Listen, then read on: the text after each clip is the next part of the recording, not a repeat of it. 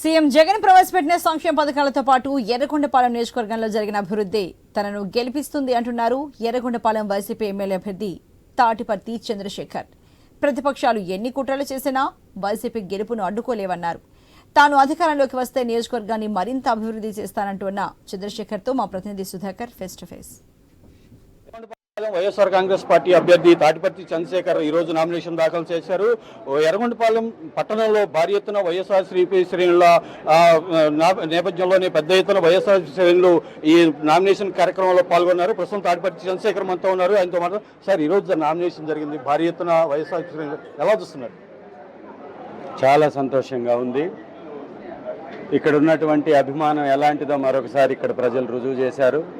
YSR Congress party అంటే ఇది మా సొంత పార్టీ అనేది ఇక్కడ ప్రజల యొక్క ఉద్దేశం. అదే వారు ఇవాళ చూపించారు. అయితే ఇప్పటికే ఎన్నికల ప్రచారంలో గ్రామ తిరుగుతున్నారు. ప్రజలుకి మీరు ప్రజలు మీ దృష్టికి ఎలాంటి సమస్యలు తీసుకున్నారు, అట్లాగే మీరు ప్రజలకు ఏమేమి అంశాలను ప్రజల్లో తీసుకెళ్తున్నారు? వైఎస్ఆర్ కాంగ్రెస్ పార్టీ గత ప్రభుత్వంలో ఏం చేసింది, ఎలా మంచి జరిగింది, ఈ నియోజకవర్గానికి ఎంత అభివృద్ధి ఫలాలు దక్కాయి, ఎక్కడ రోడ్ల నిర్మాణం జరిగాయి, ఇవన్నీ కూడా వివరించుకుంటూ మళ్ళీ వస్తే ఇక్కడ చేసేటటువంటి కార్యక్రమాలని ఒక మేనిఫెస్టో రూపంలో తయారు చేసుకొని ముందుకు వెళ్తూ ఉన్నాం. ఇక్కడ ఉన్నటువంటి సమస్యలు, తాగునీటి సమస్య అతి ముఖ్యమైనటువంటి సమస్య. దానికి సంబంధించి శాశ్వత పరిష్కారం కోసం బోర్లతో పాటు స్టోరేజ్ ట్యాంకులు, అలాగే వరికపూడి సెల, T5 కాలువ ఇలాంటివి కంప్లీట్గాని చేయగలిగితే ఇక్కడ తాగునీటి సమస్య శాశ్వతంగా పరిష్కరించబడుతుంది. వెలుగొండ అనే ప్రాజెక్ట్ ఆల్రెడీ కంప్లీట్ అయినటువంటి ప్రాజెక్ట్.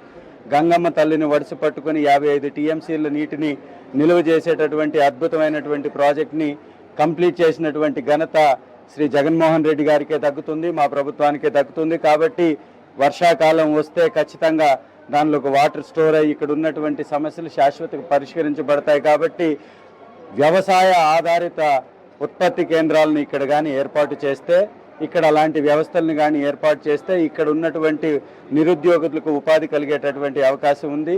వ్యవసాయ భూమి చాలా ఎక్కువ ఉన్నటువంటి ఈ ప్రాంతానికి సాగునీరు ప్లస్ అలాగే ఆ యొక్క కంపెనీలను కానీ తీసుకురాగలిగితే, ఆ వ్యవస్థలను కానీ ఏర్పాటు చేస్తే, ఆ యొక్క పంటని స్టోర్ చేసుకునే స్టోరేజెస్ని కానీ ఏర్పాటు చేస్తే ఇక్కడ అద్భుతమైనటువంటి డెవలప్మెంట్ జరుగుతుంది. దాంతోపాటు ఇది చుట్టుపక్కల ఉన్నటువంటి మంచి పెద్ద గ్రామాలకు కానీ పెద్ద పెద్ద పట్టణాలకు కానీ సెంటర్లో ఉంటుంది. ఇది ఇటు విజయవాడ, కర్నూలు, బెంగళూరు, హైదరాబాద్ ఈ చుట్టుపక్కల నుంచి వెళ్ళడానికి రవాణా మార్గాన్ని కానీ ఏర్పాటు చేస్తే ఇక్కడ అద్భుతంగా ఫ్యాక్టరీల నిర్మాణం జరిగేటటువంటి అవకాశం ఉంది. ఎందుకంటే ల్యాండ్ బ్యాంక్ ఎక్కువ ఇక్కడ.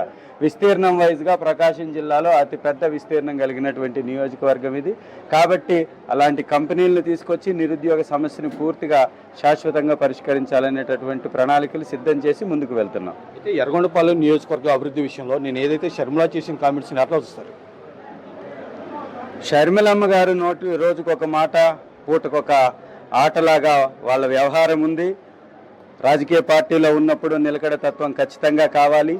వైఎస్ఆర్ కాంగ్రెస్ పార్టీ ఓట్లను దండుకోవాలనే ఆలోచనతోటి ఆరోపణలు చేయడం తప్ప పసలేని ప్రసంగాలతోటి ఇంకా వాళ్ళు చులకనైపోతున్నటువంటి పరిస్థితి కాంగ్రెస్ పార్టీలో కనపడుతుంది. కాబట్టి మేము చేసిన మంచిని బట్టి ఓటు అడిగేటటువంటి వైఎస్ఆర్ కాంగ్రెస్ పార్టీకి ఎవరు సాటి కాదు, పోటీ కాదు.